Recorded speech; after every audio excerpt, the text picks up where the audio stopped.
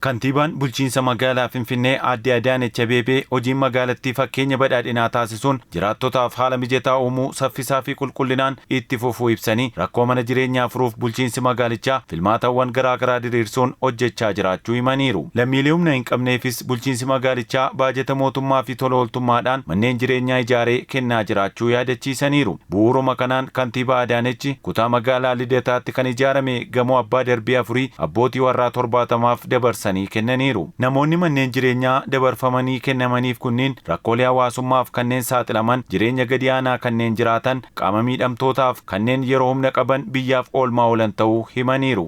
በከተማችን አንዱና ትልቁ አንገብጋቢ ጥያቄ የቤት ጥያቄ ነው። Magaalaa keenyatti gaafii murteessan waa'ee dhiyeessii mana jireenyaati. Manni jireenyaa dhala namaatiif baay'ee murteessaadha. Lammiilee baay'een mana jireenyaa akka argataniif filmaatawwan garaagaraa dhiyeessuun dhiyeessii mana jireenyaa irratti hojii hedduu hojjenneerra. Haa ta'u iyyuu malee ammallee lammiileen keenya manneen gandaa dullooman keessa rakkina waliin jiraachaa turan kanneen haala mijataa dhabuun roobaa fi qorritti wal jijjiiraa isumaayyuu dhabuun araddaa keessatti rakkoo meeqa keessummeessaa turaniiru. Kun nun madaalu. Kanaaf jireenya lammiilee kanneenii sirreessuuf hojii baay'ee hojjechaa jirra. Achumaanis fuullee magaalaa keenyaas jijjiiraa jirra. Finfinneen hojii namoomaa irratti xiyyeeffachuun roga maraan hojjechuun fakkeenya ta'aa jiraachuus kan ibsan kantiibaa Adaanech kunis yaadama ministeerri muummee Dr. Abiy Ahmed bu'uureessaniin itti fufuun waggoota 7 darbanitti manneen jireenyaa lakkoofsaan 45,000 caalan ijaaramuun harka qalleeyyiif dabarfamuus hubachiisaniiru.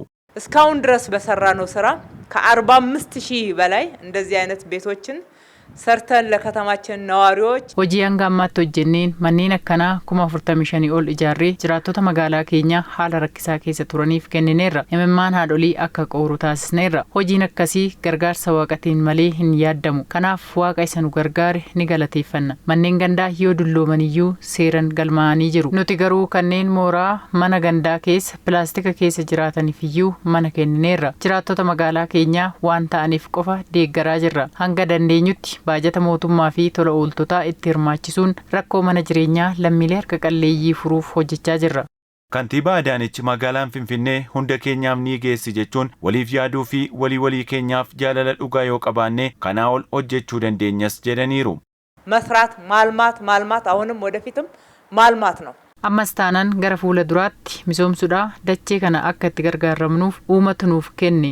Ammallee jiraattota magaalaa keenyaa haala rakkisaa keessa jiran dhaqqabuutu nurra jira. Abbootiin qabeenyaa nama gargaaruuf laphee gaarii qaban hedduu qabna. Isaanis baay'ee galateeffanna. Har'as lammiilee naannawa kana jiraachaa turaniif mana ijaarree dabarsinee kennineerra. Ammas manneen jireenyaaf mijataa hin taane kanneen fuuldura kana jiran kaasnee gamoo 2 dabalatee bakka tapha daa'immanii fi dirree kubbaa itti daballee ni ijaarra. Hojii magaalaa keenya miidhagsu gochaan agarsiisaa deemna.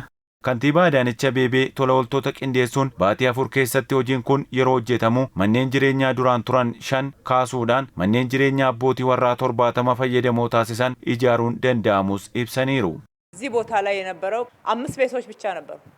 5 ቤት አንስተን 70 አባወራዎች Bakka kana manneen 5 qofatu ture. Manneen kanneen kaasuudhaan abbootii warraa 70 mana akka argatan taasisneerra. Kun immoo akkaataa lafa magaalaa itti gargaaramnu jijjiiramaa akka jiru mul'isa. Rakkoolee ilaalchaa kanaan dura ture jijjiirree lafa manneen 5 irratti ijaaramanii turan gara gamootti jijjiiruun abbaa warraa 100 fi isaa ol akka qabatuuf seera ittiin bulmaataa baasnee hojjechaa jirra. Yoo waliif yaadne jaalalaan irra jiraanne magaalaan keenya hunda keenyaafuu ni geessi.